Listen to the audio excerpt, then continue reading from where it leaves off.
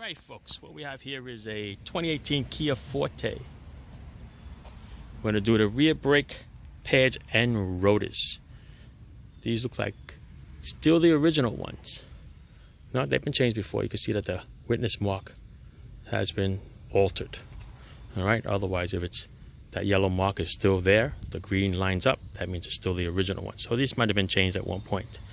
Alright, so I started taking the other side apart. I'm going to show you what's involved. Okay, see the rotor starting to, the rust is starting to creep in, so only this little tiny surface is what the brake pads are grabbing. Alright, let's go on the other side. Let's show you what this looks like. Alright, to take it apart, it's basically 14 millimeters. So 14 millimeter bolts, one on the top, one on the bottom for the caliper. Okay, take that off, put it off to the side. Alright, it's not going to put a strain on the hose too much because the emergency brake is grabbing it. Alright, now the brake pads has these two little clips just like the front. Remember I showed you? Alright, if the new brake pads do not have the holes in the brake pads for the provision, then don't bother putting those springs back in. Alright, so the pads come out, one and then two. Alright, and then in the back here there's another 14 millimeter that holds this bracket. Alright, one on the bottom and one on the top. Once you take that off, then the bracket is going to come out. Wire brush the bracket. The good brake pads come with these little clips, the anti-rattle clips. Change them please, otherwise you're going to have other brake problems. Right, you also want to make sure that these here are nice and loose. Okay, you want to make sure that they go in and out with no problems. Okay, to give a little binding, pull them all the way out, clean them, grease them, put them back in. Okay, as for the rotor, two Phillips screws over here, take them right out. If you need an impact Phillips screwdriver, just get one of those and bang them right out. Like I said, the emergency brake is part of the caliper, so there's nothing here. This is really a hollow rotor. So take a nice sledgehammer, give a little whack, push, and this should come right out. And that's what it's going to look like. There's the back of this rotor. Look at that, see? Everybody that looks through the front wheel, looks at the brakes, only sees this. But everybody forgets to look through the back. Okay, it's all rusted. So this is it in a nutshell. That's how it all comes out. So we're going to go replace it with some brake pads and rotors. Let's show you what we got. Duralast brand 2-year rotors, 70112, and the Gold brake pads DG1594 that come with the clips. Alright, the clips, the rotors, don't forget, get some brake cleaner, clean up all the oil that's on here. Alright, they put a little film of oil in there so it doesn't rust while it sits on the shelf. Okay, you don't want to put that with the brake pads, contaminate the brake pads. Alright, so clean them up. We're going to put them back in with the screws, then the brackets, after we wire brush it and change the clips. Alright.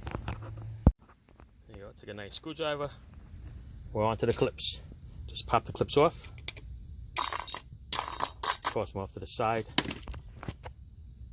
And wire brush that area where the clips sit on. Because if you leave the rust in there, the clip is not going to sit all the way flush. It's going to sit up and it's going to be squeezing the brake pads and give it a little binding problem.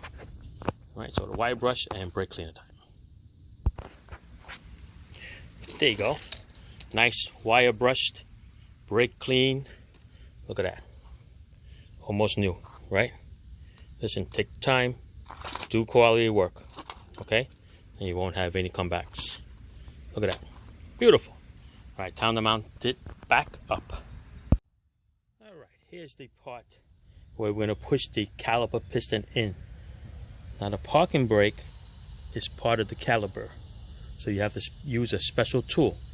You can use your brake caliper service tool that you can get or rent at a AutoZone store, or or you could buy the cheaper version, which is this little square block. All right, just gonna match up to which prongs that you have to use. And what you're gonna do is you're gonna push in and turn right at the same time. So let me see if I can set this up for you. Okay, find out on this block exactly which one matches what you're looking at. Okay, just going to line up on those two little slots right there. Perfect. And what you're going to do is you're going to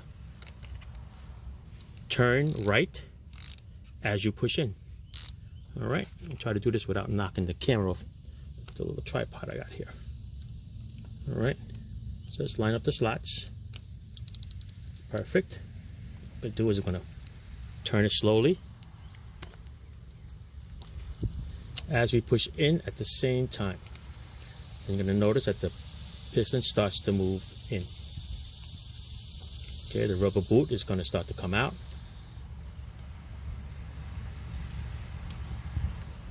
When do you want to know when to stop? You don't, because it'll keep spinning and spinning and spinning. So what you're going to do is just going to take your time, keep going in as much as you can, and you notice that if there is no movement whatsoever anymore, that means it's done. Then you have to line up the slots straight up and down. Okay, that's what you have to do. Just drop my socket. So you want to line it up straight up and down. Let me turn this a little bit more. Like that, okay? You want to parallel like that because the inside brake pad is going to be grabbing that. Okay? That's it on that part. Don't forget to put your lubricant on, okay? If you don't want to buy a tube of this stuff, sometimes you have a little package that comes with your brake pads. Put it on, all right? Both sides, the contact points. I got it on the piston, and I got it on the side where it touches the outside pad. All right? Besides, you know, factory pads, aftermarket pads now have the extra metal over here. All right? Lube it up. Bye.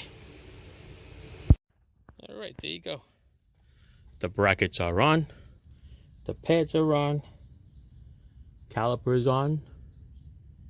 Okay, torque to specs. Beautiful. On to the next side now, people. All right, there you go.